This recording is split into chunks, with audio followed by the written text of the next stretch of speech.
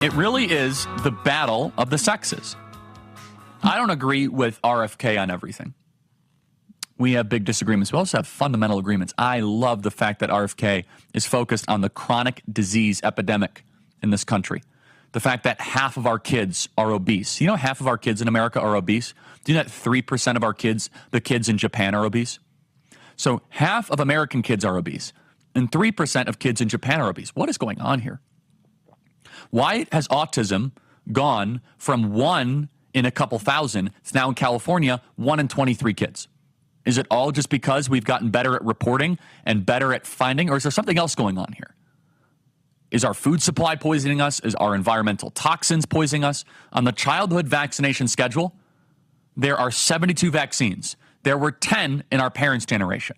So we went from 10 to 72. Are we healthier? So I love that RFK is in the pursuit of truth there. I disagree with him fundamentally on abortion. I disagree with him fundamentally on just typical left-wing stuff. But on the big picture stuff, on the macro stuff, I think he's amazing. RFK is contemplating whether or not to endorse Donald Trump this Friday. We have an event tomorrow with Donald Trump in Phoenix, Arizona. Will he show up or not? I don't know. The only way to find out is if you show up and you show up to the event. I don't know what's going on. We'll see. tpaction.com/Trump. But RFK is definitely a man's man. And that is why RFK feels like a stranger in the modern Democrat Party. RFK is not used to this hyper-feminization where they shut down dissent, where they need safe spaces and cry rooms. The best of masculine Western culture is the ability to endure criticism and oppositional ideas without having to shut up somebody else. That is the best of masculine Western culture, is that we're going to talk about it, we're going to get into it, and we'll hold nothing against you, because that is what built the West. RFK has been shut out, shut up, try to kick off the ballot. He loves the First Amendment.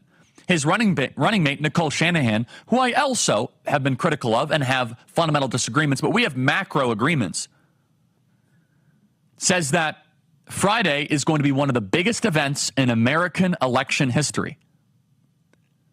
Well, that's the event that we're hosting tomorrow. Play cut 146. Donald Trump rants about law and order as if he wasn't a convicted criminal running against a... That is not Nicole Shanahan, but he could pull it off. Whenever you guys get the clip, tell me. So, Nicole Shanahan saying that tomorrow could end up being one of the best, biggest days ever. Okay, let's go to 143. I think that... Let me ask you one direct question. Yeah. Should we have our ear to the ground? Is something going to come soon?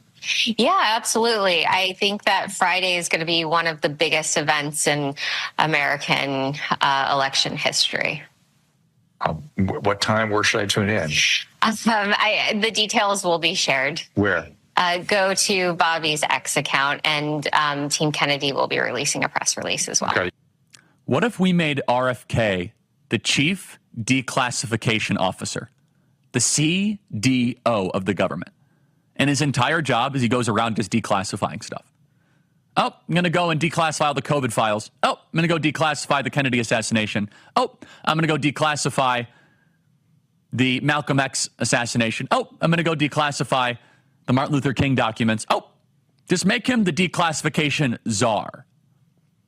Better said, what if RFK is the truth and transparency in government czar to try to restore integrity in our government? What I love about this is that as Donald Trump now spreads out his influence to other change makers, it becomes harder for a bullet or an indictment or a impeachment to stop this people-led movement.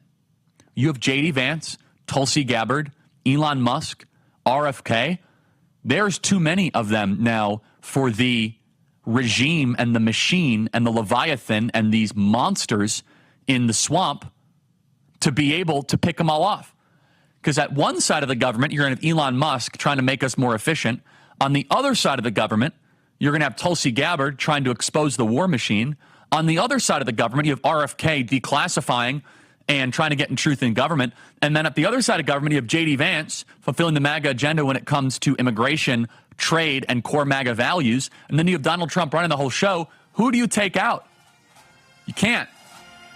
Because that is what a citizen-led reclamation of our government looks like.